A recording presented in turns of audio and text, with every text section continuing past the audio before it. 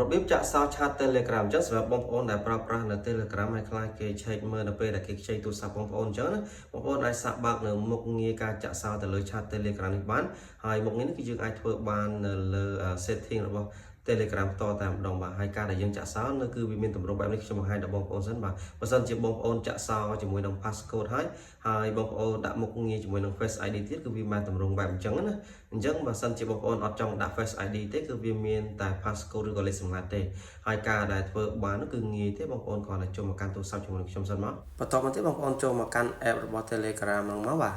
ហើយបន្តមកបងប្អូនចូលមកកាន់ setting បាទ setting របស់ Telegram ហើយបងប្អូនកន្លែងទៅមើលរូបគុណសោតដែលថា privacy and security ហើយបន្តមកទៀតបងប្អូនកន្លែងទៅមើលពាក្យថា passcode and face ID ហើយវាលោតអក្សរ opt ទេបើថាយើងអត់បើកទេអញ្ចឹងយើងក៏ចុចពីលើមកវានឹងលោតនៅទម្រង់បែបនេះបងប្អូនយកពាក្យថា turn passcode on អញ្ចឹងបងប្អូនគាត់ចុចមកប៉ុណ្ណឹងគឺវាតម្រូវឲ្យយើងវាបញ្ចូលលេខ password ដែលយើងចង់បង្កើតបាទហើយបើសិនជាបងប្អូនអត់ចង់ដាក់6ខ្ទង់ទេបងប្អូនអាចយក passcode option នោះបានវាមាន4ខ្ទង់ក៏បាននេះឃើញទេមាន4ខ្ទង់ឬក៏មានជាអក្សរអញ្ចឹងណានេះហ្នឹងហើយតែបើសិនជាបងប្អូនអត់ចង់ជាអក្សរទេបងប្អូនយក align option នោះដែរជ្រើសយកមក4ខ្ទង់មកខ្ញុំយកជាឧទាហរណ៍របស់បងប្អូនសិនចឹងហើយខ្ញុំមកបង្កើតឲ្យខ្ញុំឧទាហរណ៍របស់បងប្អូនដាក់លេខ1អញ្ចឹងទៅឲ្យបងប្អូនចង់ដាក់លេខអីក៏បានដែរហើយចូលមកដល់កន្លែងនេះបងប្អូនវាដូចនៅទម្រង់ដើមគ្រាន់តែបញ្ជាក់យើងដំបូងអញ្ចឹងណាដំបូងខ្ញុំវាយលេខ1អញ្ចឹងខ្ញុំវាយលេខ1ទៀតមកគឺវាតែប៉ុណ្្នឹងគឺជាការស្រេចហើយគឺយើងអាចបើកបាន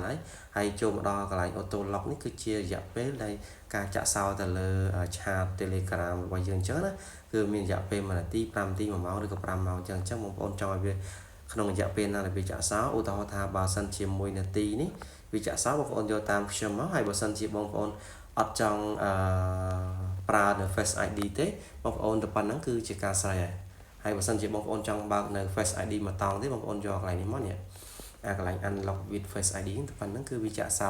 ជាមួយនឹង passcode ផងឬក៏លេខសម្ងាត់ហ្នឹងហើយនឹងជាមួយនឹង Face ID ផងហើយប៉ុណ្ណឹងគឺបានហើយបងប្អូនអាចប្រើប្រាស់បានហើយអញ្ចឹងបងប្អូនថយមកវានឹងលោតពី on